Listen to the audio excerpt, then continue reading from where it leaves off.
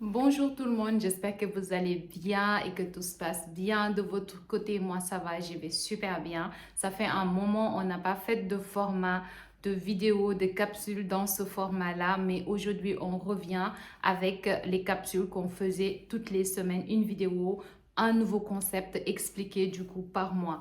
Aujourd'hui, j'ai envie de vous parler d'entrepreneuriat en couple. Mais avant cela, je souhaiterais juste revenir sur ma petite présentation pour toutes les personnes qui vont rejoindre la chaîne YouTube. Je suis Amy Samb, fondatrice du cabinet Grace Investment et du programme de coaching Lift. Vous êtes sur ma chaîne YouTube et l'objectif de cette chaîne est d'accompagner les entrepreneurs, les porteurs de projets, les chefs d'entreprise et toutes les personnes qui ont envie de changer leur vie et d'atteindre leur plein potentiel, de réaliser leurs rêves. Donc aujourd'hui, on va parler d'entrepreneuriat en couple. Alors l'entrepreneuriat en couple, c'est quelque chose qui se développe beaucoup ces dernières années. On voit énormément de personnes qui sont en couple, qui développent des concepts ensemble, etc. Et je trouve ça hyper intéressant et j'avais envie de revenir là-dessus parce que je pensais du coup à toute cette dynamique et selon moi, il faut respecter deux règles pour que ça puisse marcher. Une des premières règles, c'est tout simplement qu'il ne faut pas qu'il y ait une des deux parties qui abandonne son rêve pour suivre le rêve de l'autre partie.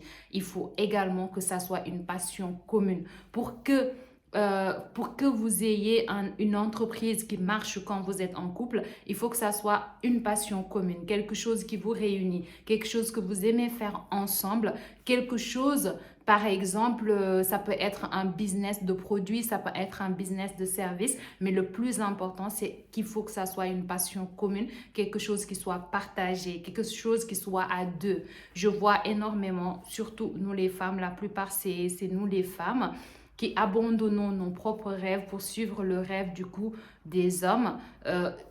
Je n'ai rien contre. Si c'est votre choix, je n'ai rien contre. Mais j'aimerais juste revenir sur un point. C'est vrai que on peut abandonner son rêve si c'est vraiment pas un rêve qui nous tient à cœur et que on n'a pas forcément d'ambition par rapport à ce rêve et que vous décidez de le faire. Ça n'engage que vous et personne ne peut vous dire le contraire. Personne ne peut vous empêcher de faire le contraire.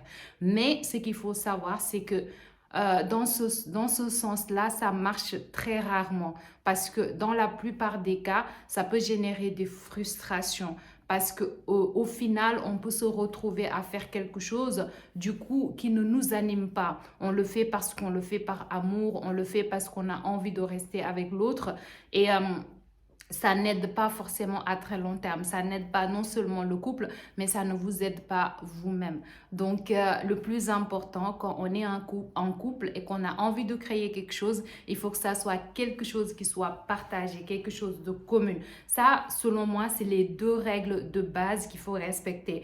Au-delà de ces deux règles de base, bien entendu, il y a d'autres règles qu'il faut respecter. Par exemple, le partage, par exemple, des responsabilités, le fait de cloisonner peut-être la vie maritale ou la vie conjugale avec le business, peut-être faire une cloison de sorte à ce que le business n'interfère pas dans votre vie de couple. Ça, c'est des choses qu'il faut peut-être mettre en place, mais également il faut mettre en place peut-être un mastermind. Quand je dis mastermind, c'est peut-être des réflexions communes qui vont vous permettre tout simplement de faire face à certaines difficultés, mais également à trouver des moyens de surmonter, mais également d'innover ensemble. Parce que quand on entreprend déjà, il y a énormément de facteurs comme des difficultés que vous pouvez rencontrer qui peuvent générer par exemple des frustrations, qui peuvent générer on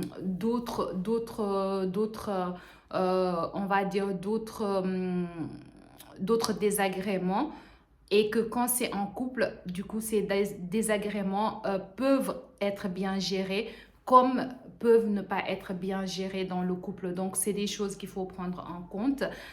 Au-delà de ça, vous pouvez bien sûr, comme je le disais tantôt, voir ensemble quelles sont vos passions communes, quelles sont les passions qui vous réunissent, qui méritent réflexion, qui méritent par exemple des pistes de réflexion ou peut-être un travail pour transformer cette passion en une entreprise qui fonctionne, mais tout cela demande du travail. Mais avant cela, il ne faut pas qu'il y ait une des deux parties qui abandonne son rêve, du coup, pour se consacrer sur le rêve de l'autre.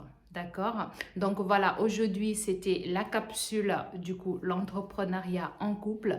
Bien sûr, il y a d'autres aspects à développer sur ce thème. Nous en reparlerons. Si vous avez des questions, n'hésitez pas à les laisser dans les commentaires. Et si vous avez envie qu'on développe bien sûr plus sur le thème, n'hésitez pas à du coup envoyer un message sur nos différentes pages. N'oubliez pas de vous abonner à la chaîne YouTube si la vidéo vous a plu, mais également de nous laisser un like pour encourager du coup la chaîne à progresser.